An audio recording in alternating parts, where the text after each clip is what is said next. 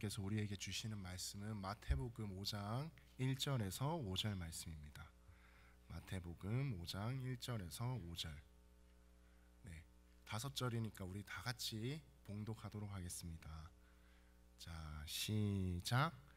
예수께서 무리를 보시고 산에 올라가 앉으시니 제자들이 나오는지라 입을 열어 가르쳐 이르시되 심령이 가난한 자는 복이 있나니 천국이 그들의 것임이요 애통하는 자는 복이 있나니 그들이 위로를 받을 것임이요 온유한 자는 복이 있나니 그들이 땅의 기업으로 받을 것임이요. 아멘. 네, 지난주는 저희가 수련회를 갔다 왔는데 그때는 날씨가 너무 좋았어요. 여러분들, 제가 그 리더십 있는 카톡방에 저희 단체 사진을 올렸는데 여러분들 그 오늘 목장 모임 할 때 아니면 또 그 사진을 함께 보시면서 한번 날씨를 보시기 바랍니다. 마치 오늘 이 바깥 날씨랑은 전혀 상상이 안 되는, 또 어떤 청년들은 또 반팔을 입고 있더라고요. 그만큼 날씨가 너무 좋았는데 지금 이렇게 추워진 것도 제가 항상 말씀드리는 거지만 겨울은 항상 춥죠. 그래서 이 추위도 뭐 대수롭지 않게 여기시기 바랍니다. 우리 추위를 뚫고 이 눈을 뚫고 오늘 예배 자리에 오신 여러분들을 진심으로 환영합니다. 지금으로부터 약 15년 전쯤에 제가 지금의 아내인 최사모와 연애를 시작할 때 얘기를 잠깐 해보려고 합니다. 그때 저의 성격은 지금과 좀 많이 달랐었어요. 화를 많이 냈고요. 그리고 성격이나 성품이 아주 못됐었습니다. 그리고 지고는 못 산다라는 그런 승부욕이라는 단어로 포장해서 상대방을 비방하거나 또 상대방을 상처 주기도 많이 했던 것 같습니다. 그래서 아내가 저한테 바라는 게 한 가지 있었어요. 온유했으면 좋겠다, 온유했으면 좋겠다라고 얘기하면서 저한테 이름을, 정경호라는 이름을 정온유로 바꾸라고 하더라고요. 그래서 제가 뭐 말도 안 되는 소리 한다라고 했었는데, 그래도 그때부터 지금까지 15년간 아내를 위해서 또 사랑하는 사람이 온유했으면 좋겠다라는 그 말 때문에 최대한 온유하려고 노력을 해왔습니다. 여러분들이 직접 느끼시는 저는 온유한지 안 한지 모르겠지만 저는 저 나름대로 항상 온유하려고 노력해왔습니다. 그 당시에는 온유의 뜻을 잘 몰랐어요. 온유의 뜻도 모르고 그냥 내가 사랑하는 사람이 했으면 좋겠다, 바라는 성품이다 라고 생각했기 때문에 그냥 온유해야지, 온유는 그냥 뭐 착한 건가? 이런 생각을 하면서 온유해지려고 노력을 했는데, 지금 다시금 정확히 그 온유의 뜻을 알고 생각해 본다면 진정 온유는 예수님을 닮아 살아가는 거라고 말할 수 있습니다. 그리고 사랑하는 사람이 원하는 게 아니라 하나님께서 원하시는 그 성품이라고 말할 수 있는 거죠. 오늘은 이 온유에 대해서 함께 말씀을 나눠보려고 합니다. 온유. 우리는 몇 주 전부터 팔복에 대해서 같이 나누고 있습니다. 팔복이란 예수님께서 산 위에서 말씀하신 산상수훈이라고 했죠. 산 위에서 설교를 하시면서 8가지의 성품을 가진 사람은 8가지의 복을 받게 된다라고 얘기하시면서 팔복이라고 말하고 있습니다. 마치 이게 자연스럽게 제가 시리즈 설교처럼 계속 첫 번째 복, 두 번째 복, 세 번째 복까지 하고 있는데, 예수님께서 말씀하신 이 팔복에 대하여 어느 하나도 놓칠 수가 없습니다. 왜냐하면 우리가 세상에 태어나서 예수님을 닮아가고 그리고 복을 받으면서 하나님의 축복 속에서 살아가려면 이 8가지의 성품이 꼭 필요하다는 거죠. 이 팔복을 얘기하는 것은 누가 천국 가기에 합당한가, 즉 누가 예수님을 닮은 성품인가를 얘기하는 겁니다. 심령이 가난한 자, 그리고 애통하는 자에 대해서 지난번에 같이 말씀을 나눴습니다. 하나님 앞에서 내 자신이 한없이 가난해져야 된다라고 했습니다. 한없이 가난해지고 한없이 겸손해져야 한다. 그리고 하나님 앞에서 죄인이 될 수밖에 없는 나 자신 때문에 울고 지금 내 옆에 있는 사람들을 위해서 울 줄 알아야 한다고 했습니다. 오늘의 성품은 예수님께서 담기 원하는, 예수님께서 우리가 담기 원하는 온유입니다. 먼저 온유한 사람이라고 함은 우리 이런 이미지가 있어요. 좀 약하고 좀 무기력하고 또 맥없는 사람이라고 생각할 수도 있는데,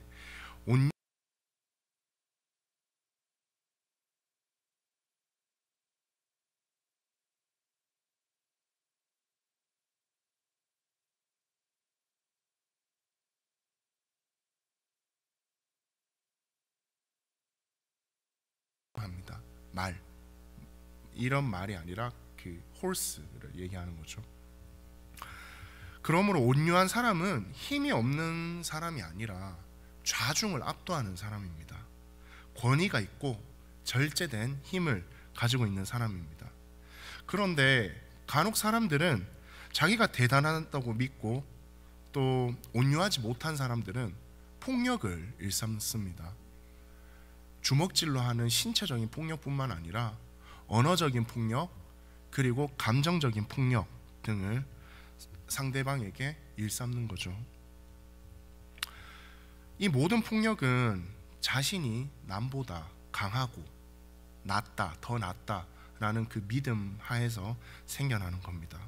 그렇다면 거룩하신 하나님 앞에서 심령이 가난해지고 그 사람을, 상대방을 위해서 울 줄 아는 이 마음을 가진 사람이 과연 그 폭력을 쓸 수 있을까요?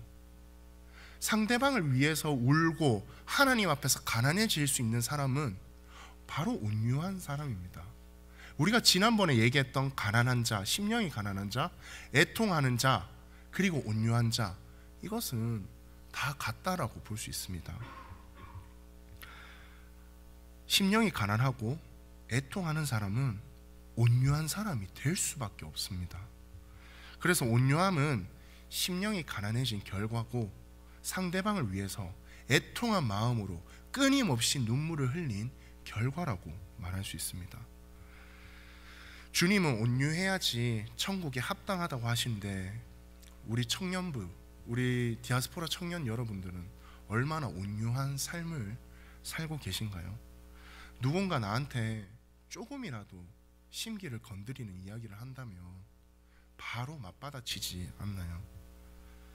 그때는 뭐 온유는 개나 줘버려 하면서 내 멋대로 성질을 내고 내 멋대로 하고 싶은 말 다 하면서 상대에게 상처 주지 않는지 한번 생각해 보아야 할 것 같습니다. 때때로 우리의 삶은 온유해지고 싶어도 이 세상이 우리를 온유하게 놔두지 않습니다. 온유함만을 가지고는 살아가기 힘들어요. 왜냐하면 아주 못된 사람들이 있죠. 저 사람은 건들면 쟤는 건들면 너무 피곤해. 쟤는 조금만 뭐라면 막 뭐라 그래. 쟤는 건들지 말아야지. 쟤는 그냥 쟤 하고 싶은 대로 놔둬야지 라고 생각하는 사람이 또 이렇게도 생각합니다. 쟤는 만만해. 쟤는 말하면 그냥 다 수긍해. 쟤는 내가 말하면 다 오케이 해. 그러면서 좀 섭섭해도 저 친구는 그냥 참고 넘어갈 거야 라고 말하는 사람들도 있습니다. 그러한 사람들이 있는 사회 속에서 우리는 온유함만을 장착하고 살아가는 데는 조금 어떻게 보면 무리가 있어 보입니다. 그래서 온유는 어떻게 보면 세상을 살아가는 데는 별로 필요한 성품이 아닌 것 같습니다. 이러한 자료들도 있더라고요. 못된 사람, 사이코패스, 소시오패스가 뭐 성공을 한다, 이러한 얘기도 들어본 적이 있는 것 같습니다. 그만큼 남을 생각하기보다 나를 더 생각하고 내가 기분 나쁘거나 나한테 속상함이 있으면 그 사람한테 정확하게 얘기해서 그 사람이 상처를 받든 그 사람이 어떠한 생각을 하든 그거랑은 관계없이 나 자신이 소중하다라고 생각하는 게 요즘 세상일 수도 있을 것 같습니다. 하지만 성경에는 이렇게 나옵니다. 베드로전서 3장 4절을 보면 오직 마음에 숨은 사람을 온유하고 안정한 심령에 썩지 아니할 것으로 하라. 이는 하나님 앞에 값진 것이니라 라고 말씀합니다. 마음에 숨은 사람이라 하면 내 마음 속에 있는 거예요. 즉 나의 자아라고 얘기할 수 있죠. 내 자아와 나의 인격이 온유해야 된다라고 말하고 있습니다. 그것을 마지막에 가장 중요한 말씀이죠. 하나님 앞에 값진 거래요. 우리가 하나님 앞에 들고 가는 게 내가 일생 동안 많이 벌었던 나의 돈, 헌금을 많이 하고 착한 마음은 온유라고 할 수 있죠. 헌금을 많이 하고 나의 시간을 많이 내고 하는 것도 중요하지만 하나님 앞에서 하나님께서 가장 값지게 받는 것은 나의 온유한 마음이라는 겁니다. 그러면 이 온유라는 것을 나만을 위해서 온유한 마음을 가져야 된다라고 생각할 수 없겠죠. 하나님께 드리기 위해서 내 마음을 온유하게 가져야 합니다. 사도 바울도 온유에 대해서 이렇게 얘기합니다.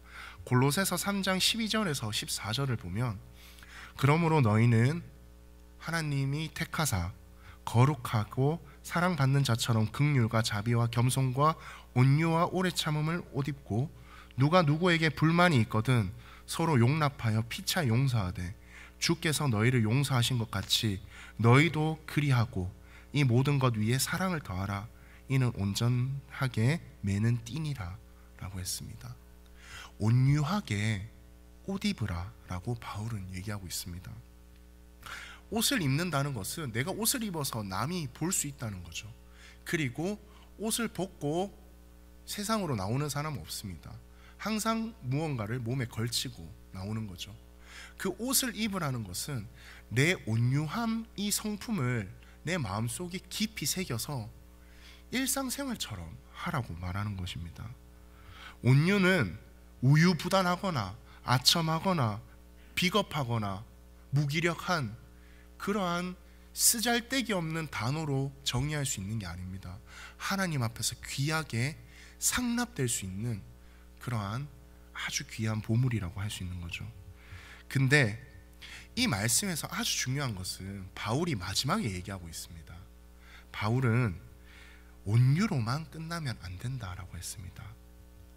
분노를 조절하고 화를 참고 누가 나한테 무슨 말을 했을 때 내 저거 진짜 한 대 치고 싶지만 참아야지 하는 그거에 더해서 사랑을 더하라 라고 하십니다. 마지막 말씀에 이 모든 것 위에 사랑을 더하라 라고 했습니다. 참는 걸로 끝나고 분노를 조정하는 걸로 끝나는 게 아니라 나를 굴욕 주려는 그 사람, 나에게 뭐라고 하는 그 사람, 내 마음속에 상처를 주려고 그 말 속에 칼을 숨기고 나한테 접근하는 그 사람을 위해 사랑으로 기도해야 합니다. 이거 정말 쉽지 않아요. 정말 쉽지 않습니다. 저도 그런 경험이 있겠죠. 누군가 나한테 비난하거나 또 누군가 나한테 내 마음에 상처를 줄 때 온유하려고 노력합니다. 온유하려고 노력하면 어느 정도 온유는 돼요. 평정심을 유지하면 되니까요. 그런데 나를 상처 주려는 그 사람을 사랑하는 마음은 참 쉽지 않더라고요.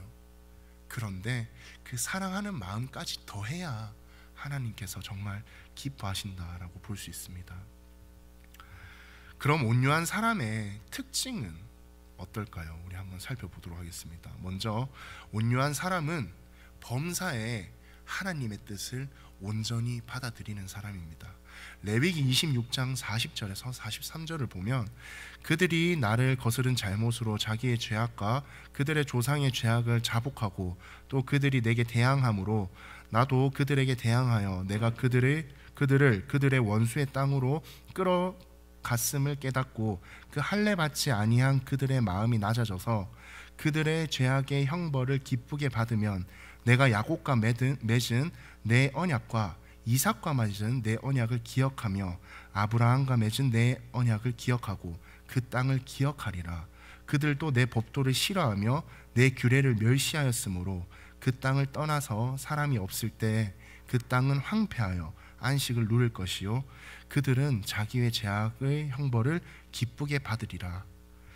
레위기에서 보면 아브라함이 하나님의 징계를 온유하게 받아들입니다. 우리가 삶을 살다 보면 하나님께서 주시는 축복을 받을 때도 있고, 어떨 때는 우리가 청년으로서 그리고 한 사람으로서 쉽게 장애물에 걸려 넘어지면서 하나님께서 주시는 그 징계를 몸소 체험할 수가 있습니다.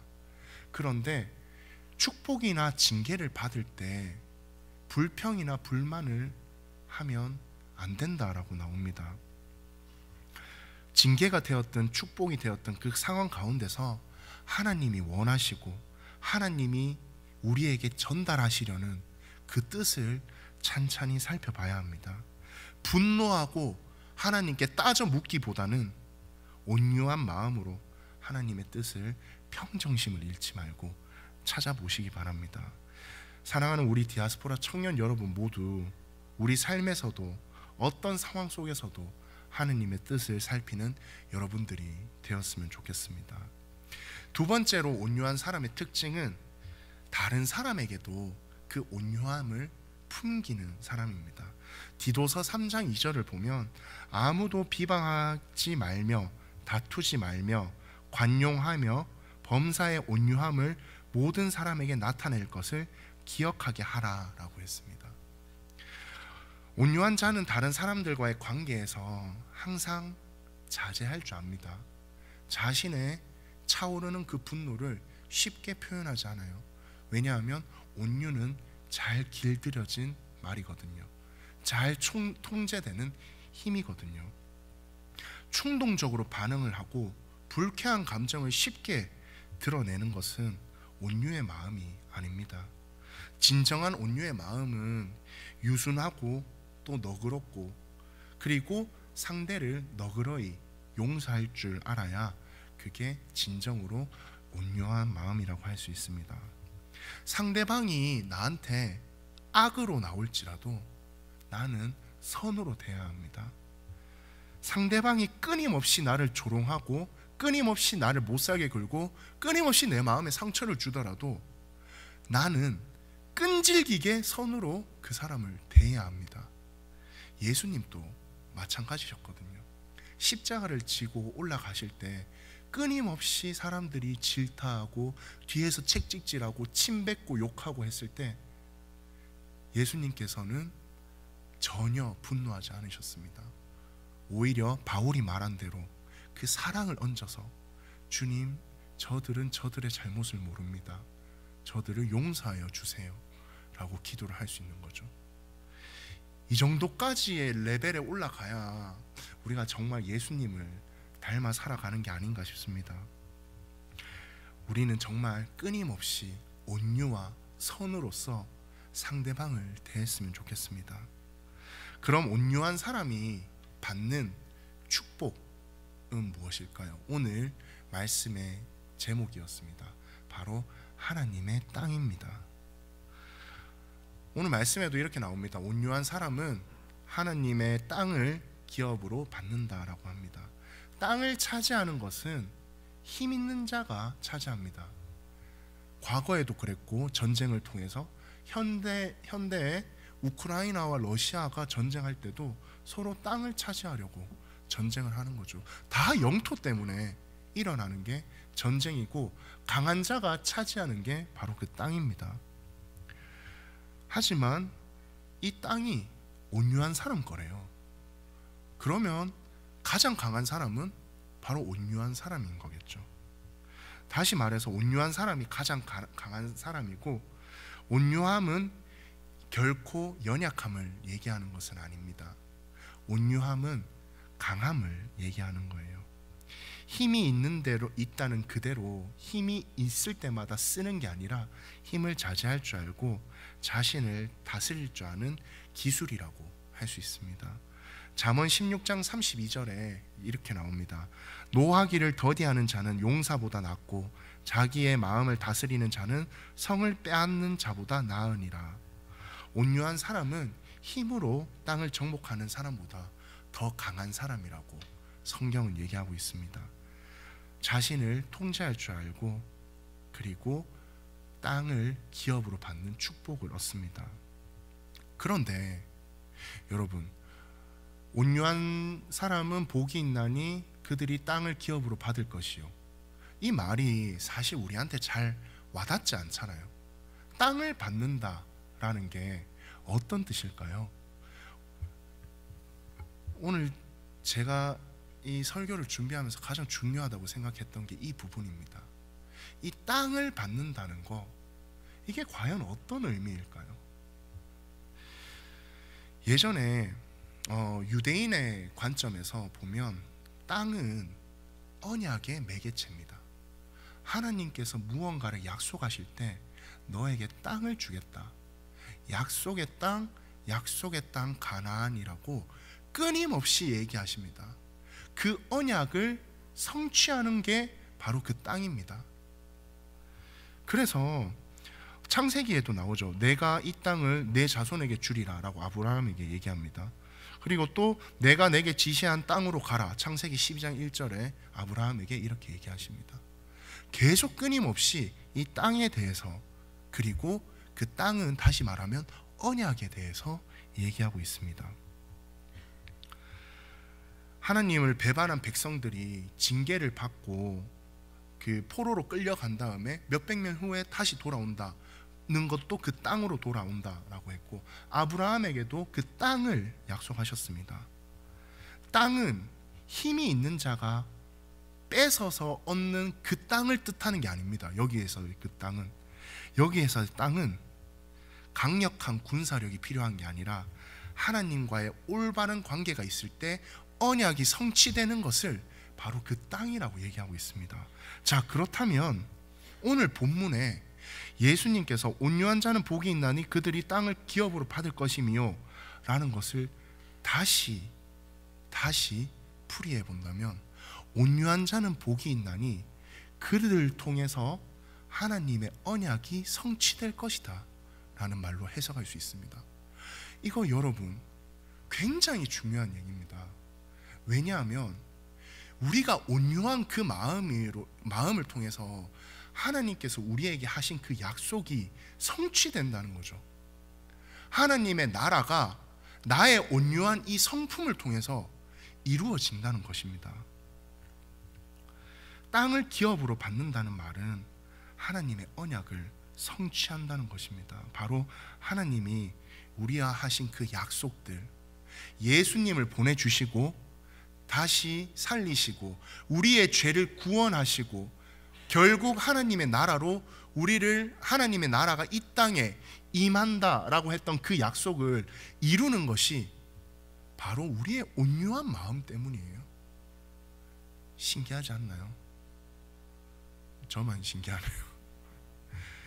이게 하나님의 나라, 하나님의 성취가 내 마음가짐에 달렸대요. 그게 너무 하나님께서 정확하게 알려주신 큰 축복인 것 같습니다. 심리치료 전문가인 칼 로저스 박사는 높은 인격의 4대 원칙을 이렇게 말했습니다. 첫째는 나를 세우지 않고 남을 인정하며 존중하는 사람. 둘째는 솔직하고 순수한 사람. 셋째는 그 사람의 마음, 그 사람의 입장을 헤아려 말하고 행동하는 사람. 넷째는 믿고 맡기는 사람. 그리고 이 모든 인격은 온유함으로부터 나온다라고 했습니다. 인격과 성품이 높다, 아, 저 사람은 참 인격이 높아, 정말 성품이 좋아 라고 하는 것은 우리 다 온유함에서 나옵니다. 옛 속담에 이런 말이 있어요. 가는 말이 고와야 오는 말이 곱다 라는 말이 있습니다. 근데 가는 말이 고와야 라는 조건을 달죠. 그래야 오는 말이 곱다. 이 속담의 뜻은 내가 그만큼 착하게 얘기하라 라는 말입니다. 상대방의 입장에서 보면 착하게 얘기하면 너도 착하게 얘기해라 라는 말로 볼 수 있습니다. 그런데 우리 그리스도인들은 조건을 따지지 맙시다. 가는 말이 엉망진창이어도 오는 말은 좋게 합시다. 온유하게 합시다. 누군가 나한테 그 말 속에 칼을 숨기고 나한테 말을 하더라도 나는 온유하게, 나는 끊임없이 선을 가지고 그 사람을 대하기 바랍니다. 누군가 나한테 곱지 않은 말을 할 때 많을 거예요. 청년이면서 또 직장 생활을 하시는 분들도 많죠. 여러분들에게 끊임없이, 그리고 나중에 결혼하고 나이 들고 어른이 되고, 지금 다 어른이죠, 노인이 되더라도 끊임없이 그 말로써 여러분들을 공격하려는 사람들이 있을 겁니다. 그 가운데 온유함을 잃지 마시기 바랍니다. 우리 잘 아는 말씀 마지막으로 하나 보고 말씀 마무리하려고 합니다. 고린도전서 13장 4절에서 7절 말씀. 사랑은 오래 참고 사랑은 온유하며 시기하지 아니하며 사랑은 자랑하지 아니하며 교만하지 아니하며 무례히 행치 아니하며 자기의 유익을 구하지 아니하며 성내지 아니하며 악한 것을 생각하지 아니하며 불의를 기뻐하지 아니하며 진리와 함께 기뻐하고 모든 것을 참으며 모든 것을 믿으며 모든 것을 바라며 모든 것을 견디느니라 라고 했습니다. 사랑에 대해서 말하는 가장 유명한 말이죠.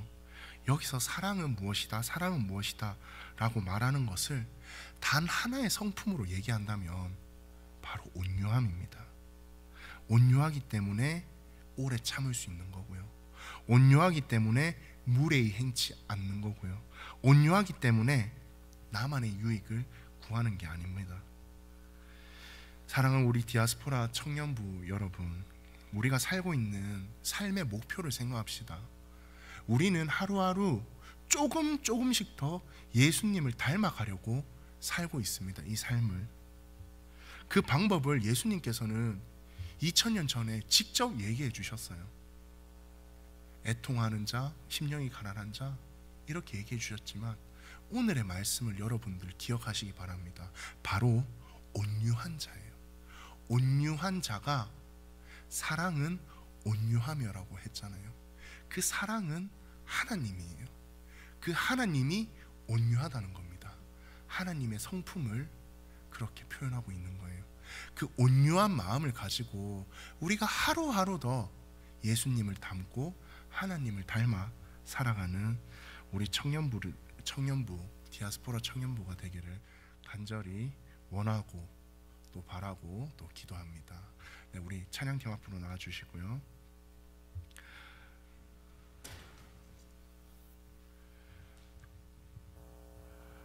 네, 우리 같이 찬양 하나 할 건데요. 이 찬양은 제가 조금 나누고 싶어요.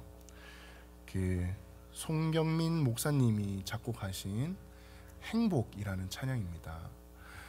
행복이라는 찬양인데, 이 찬양의 가사를 보면 저는 온유함을 모를 때 잘 이해가 되지 않았던 부분이 있었습니다. 우리 가사를 한번 보면, 화려하지 않아도 정결하게 사는 삶, 가진 것이 적어도 감사하며 사는 삶, 내게 주신 작은 힘 나눠주며 사는 삶, 그리고 이것이 나의 행복이라고, 여기까지 다 이해가 돼요. 찬양을, 가사를 하나하나 곱씹으면서 찬양할 때 다 이해가 돼요.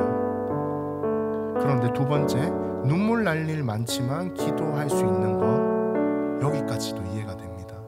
그런데 억울한 일 많으나 주를 위해 참는 것, 저는 이게 이해가 안 갔어요. 억울하면 그 억울함을 해소해야 되지 않을까?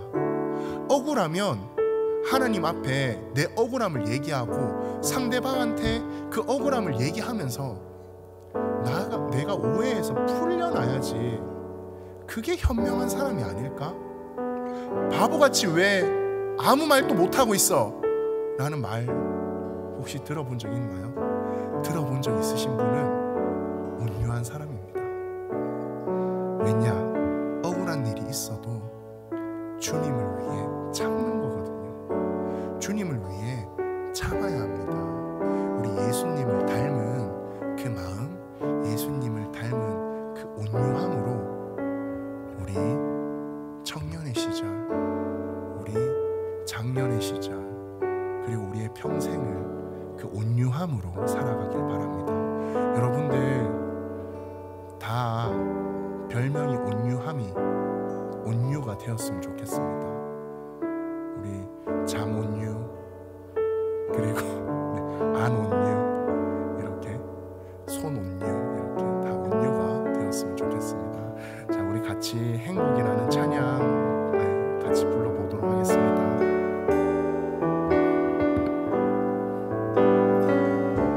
화려하지 않아도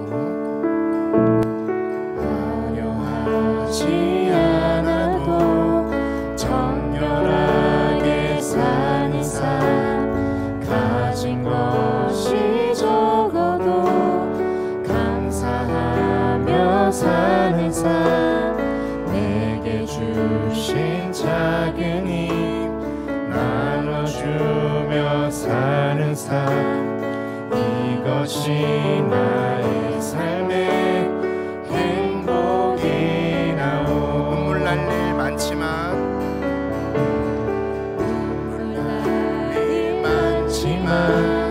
기도할 수 있는 것, 억울한 일 많으나 주를 위해 참는 것, 비록 짧은 작은 삶 주 뜻대로 사는 것, 이것이 나의 삶의 행복이라오. 이것이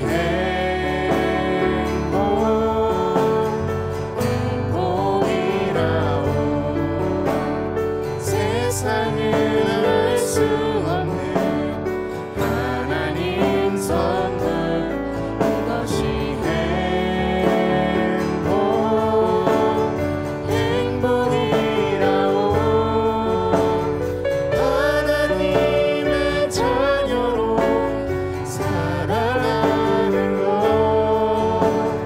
이것이 행복이라오. 우리 같이 지금 이 시간 소리 내서 기도했으면 좋겠습니다. 하나님, 나한테 수많은 역경과 수많은 상처와 수많은 굴욕이 있을지라도 하나님을 기억하면서 예수님의 성품대로 살기 원하면서 내 마음속에 온유함을 잃지 않게 하여 주시옵소서. 주님 아버지, 저는 끊임없이 부족한 사람입니다. 저에게 온유한 마음을, 그 성령님의 임재하심으로 저에게 온유한 마음을 허락해 달라고 우리 같이 소리내서 기도하겠습니다. 하나님 아버지, 감사합니다. 주님, 우리 디아스포라 청년들을 기억하여 주시고 우리 청년들에게 복을 더하여 주시옵소서. 주님, 하나님의 복대로, 하나님의 뜻대로 사는 것 가운데 주님, 우리 마음속에 온유한 마음을 주님께서 허락하여 주시옵소서. 주님, 누군가 나에게 상처 주는 말을 하고 누군가 나에게 정말 굴욕적인 주님 말을 할 때도 주님, 하나님을 잃지 않고 예수님을 기억하면서 제 마음속에 온유함으로 끊임없이 끈질기게 주님 선으로 그 상대방을 대할 수 있도록 하여 주시옵소서. 주님, 그리고 끊임없이 잊지 않아야 할 것은 하나님의 사랑을, 그 사랑을 향해서, 상대를 향해서 그 사랑을 잃지 않고 사랑을 더할 수 있도록 하여 주시옵소서. 우리 청년들이 정말 예수님을 닮은 그 사랑으로 살아갈 수 있도록 하여 주시고 우리의 그 온유한 마음으로 땅을, 기업을, 그리고 주님 언약을 성취하는 그것처럼 우리의 이 온유한 마음으로 하나님께서 주신 그 언약을 성취하고 하나님의 나라를 우리에게 이루어줄 수 있도록 우리의 마음이, 우리의 온유한 마음이 하나님 앞에서 기쁘게 귀한 제물로 연락될 수 있도록 주님께서 함께하여 주시옵소서. 주님 아버지, 감사합니다. 주님.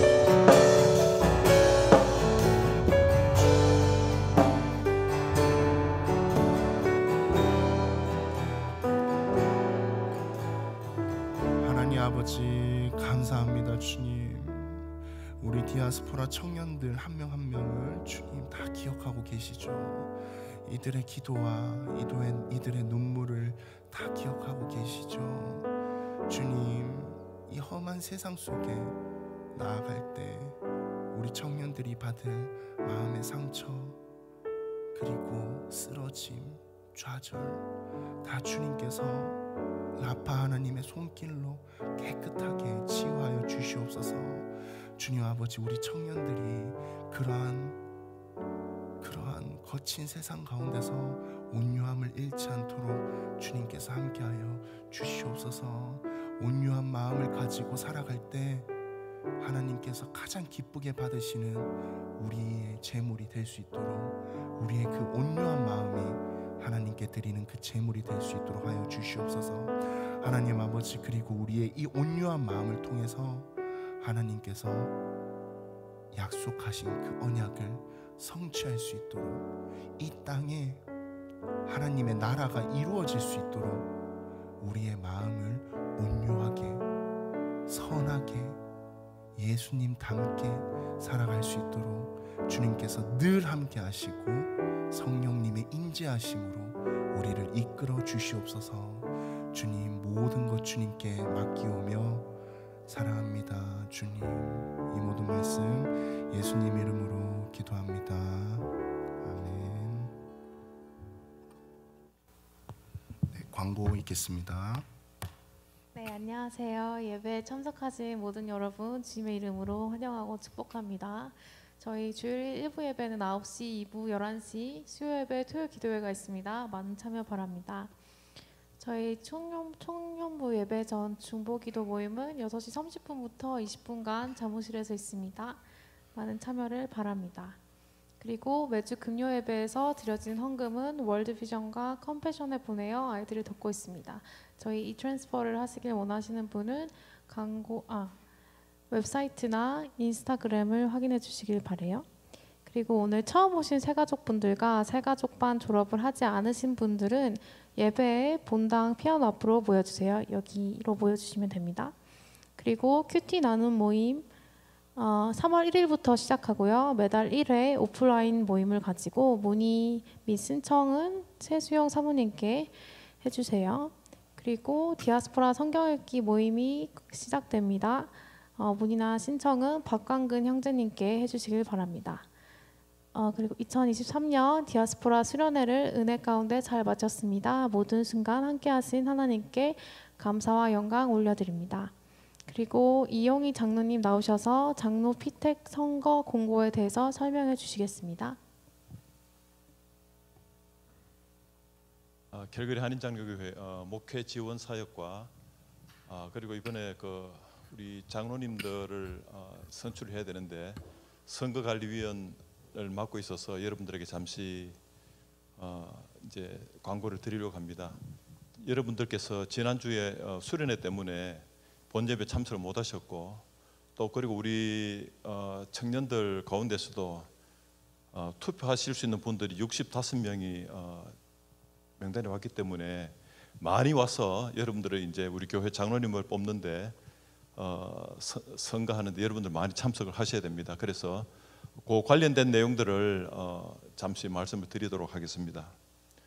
기본적으로 이때까지는 사실은 우리 장로 선거하면 그냥 어른들 선에서 다 해버렸는데 여러분들에게 사실 알려주지는 못했어요. 그런데 점차 이제 여러분들이 우리 교회의 이제 핵심 다음 세대이고 우리의 또 교회를 계속 이끌어 나가야 되고, 여러분들도 짧게는 10년 이후부터는 또 교회에 장로될 수 있는 그런 또 자격이 되기 때문에 여러분들도 아셔야 될 것 같아서 소개를 드립니다. 지금 우리 교회는 작년 기준 등록 인원이 830명입니다. 830명이고 사실은 올해는 제가 게을러서 계산을 못했는데 기본적으로 한 100명은 더 넘지 않겠다는 생각이 들고요. 현재 시무장로님 숫자는 9명입니다. 9명이고 코비드 전에는 15명이었습니다. 그런데 지금은 9명이니까 너무 적죠. 그래서 이제 지금 현재 일하시는 장로님들이 너무 힘이 들어요. 그래서 좀 더 같이 일할 수 있도록 장로님을 이번에 선거를 선출을 하려고 합니다. 그래서 이제 저희 교회는 장로님들이 임기가 10년입니다. 장로님 임기가 10년이고 이 계획은 작년 10월 달 우리 당회 정책당회에서 2023년도에는 장로님들을 보충하자라는 계획을 했고, 작년 12월 불과 2달 전이죠. 우리 공동의회에서 우리 교회 내규를 통과하면서 장로 선거에 대한 내용들을 언급을 한 바가 있습니다.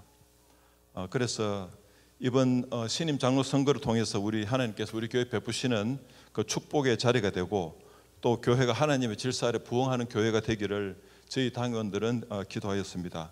그러면 여러분들은 어떤 분들이 후보인지 잘 모르잖아요, 그죠? 그래서 잠시 말씀드리면 우리 총회 교단법에 보면 장로님들은 어떤 분이 되어야 되느냐 하면 장로로 선출되는 것은 교회를 통한 하나님의 부르심이며 그리스도의 교회를 섬기기 위한 것이다. 장로 직분자는 교회의 치리와 사역의 감독과 관련된 영적 직분이므로 합당한 자들이 고려되어야 된다. 그들은 공적 예배에 정기적으로 참석하는 헌신된 그리스도인, 건전한 판단력과 올바른 성품을 가진 사람들, 그리고 지식이 있거나 교회 통치에 대해서 배울 준비가 되어 있어야 한다라고 기록되어 있습니다. 그래서 앞으로 3주간 지금 여러분들 이제 교회 현관, 남쪽 사무실, 지하 친교실 게시판, 그리고 2층 사무실 복도에 2개, 그리고 체육관에 2개, 3개 정도 이제 명단이 다 붙어 있습니다. 붙어 있기 때문에 여러분들이 잘 보시고 아무래도 누가 누군지 잘 모르실 거예요, 그죠? 그래서 어쨌든 기도하시고 여러분들 마음에 드시는 분이 있으면 꼭 와서 투표를 하시고 여러분의 소중한 한 표를 행사하시기 바랍니다. 그러면 선거권자 자격은 알려드릴게요. 그 전에 장로님을 이번에 선출을 하는 것은 4분을 우리가 뽑습니다. 선출인은 4명이고 선거권자 자격은 청소년, 세례 및 입교교인 16세 이상, 등록 후 4개월 이상 예배 출석한 자가